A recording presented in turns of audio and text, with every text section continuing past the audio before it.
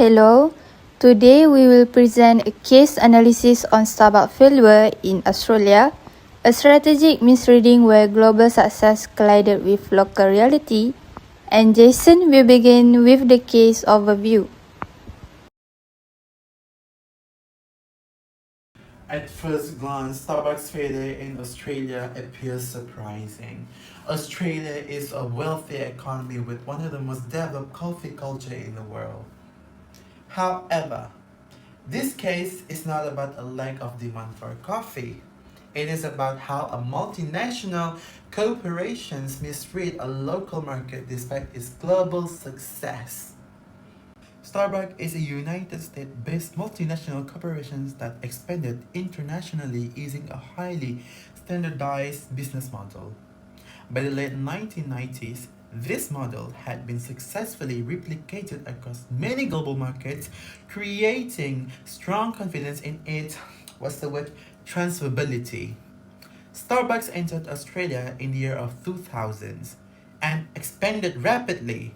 By 2008, the company operated 87 stores across the country. This expansion strategy prioritized speed and scale rather than a gradual market adaptation.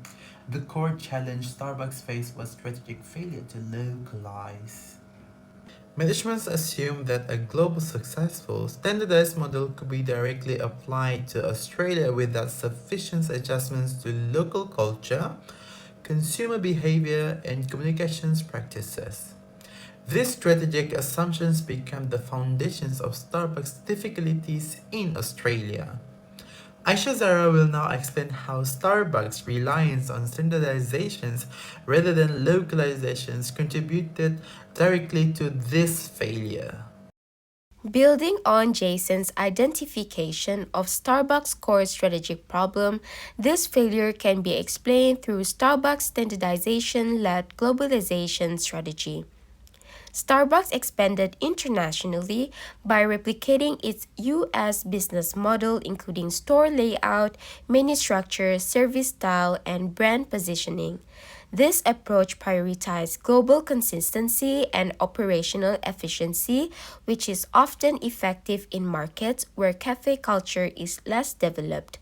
However, this strategy resulted in low local responsiveness because most strategic decisions were centralized at headquarters rather than adapted to local market conditions. In Australia, this became a major issue because the cafe market was already highly mature and competitive. Customers place strong value on espresso quality, skilled baristas, and distinctive cafe identities. Due to its heavy reliance on standardization, Starbucks lacked the strategic flexibility needed to respond to these expectations. The company did not sufficiently adapt its offerings or overall cafe experience to suit the local context. Therefore, the failure in Australia was not simply caused by cultural differences, but by a strategic mismatch in which Starbucks' standardization strategy directly produced a failure to localize, leading to weak market acceptance. This strategic failure to localize then manifested as an intercultural mismatch in how Starbucks communicated and interacted with Australian customers, which leads into Aina's analysis of the cultural dimension of this failure. Hello, I'm Aina Humaira. Today I'll be talking about Starbucks' failure in Australia was not only strategic but also an intercultural communication failure. In the United States, Starbucks operates using a low-context communication style. The brand relies on clear, standardized messages, scripted service, and efficiency.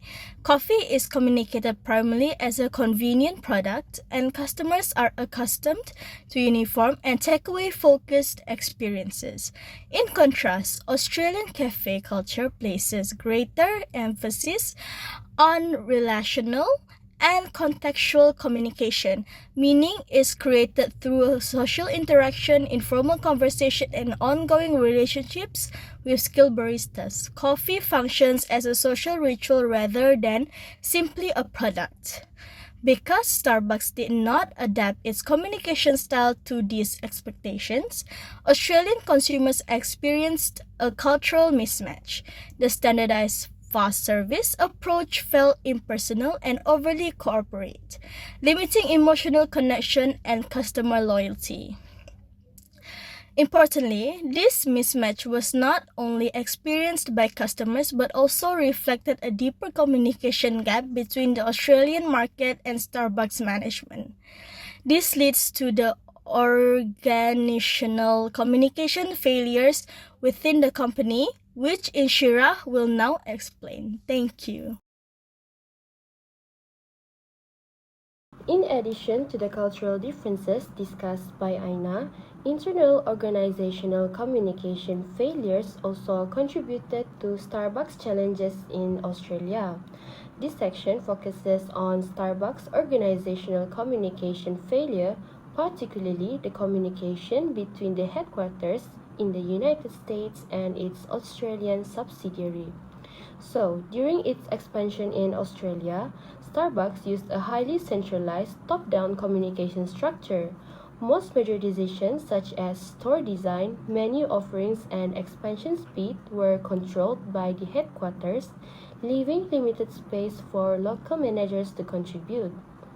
A key issue was that feedback from the Australian subsidiary was not effectively communicated upward or taken seriously.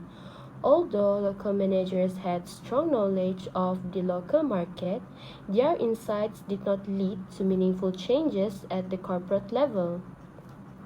This reflects the presence of inter-unit silos, which refer to a situation where the headquarters and subsidiaries operate separately with limited two-way communication, causing local feedback to be ignored. In Starbucks' case, communication mainly flowed from headquarters to the subsidiary rather than being a collaborative exchange. In addition, Starbucks relied heavily on standardized corporate policies and procedures, which reduced the autonomy of Australian outlets and limited their ability to respond quickly when early problems began to appear. So, as a result, Starbucks continued expanding despite clear warning signs such as low customer interest and poor store performance. These internal communication failures prevented the company from learning from its Australian operations in time. Overall, Starbucks' failure in Australia was influenced not just by external factors but also by ineffective organizational communication, where poor coordination between the headquarters and the subsidiary limited adaptation and decision making. With these internal issues identified, Jehan will now present the strategic and organizational solutions to address these challenges. Thank you, Injira. To solve the challenges we have identified, I will present our multi-level solution. We are not just looking at the surface, but we are fixing the core strategy and also how the company communicates internally. So first, at the strategic level, we must move away from the standardization strategy that Zara and Aina have already mentioned. Our fix is to strategic localization. So instead of forcing the American model on everyone, we will align Starbucks values with Australia's unique specialty coffee culture.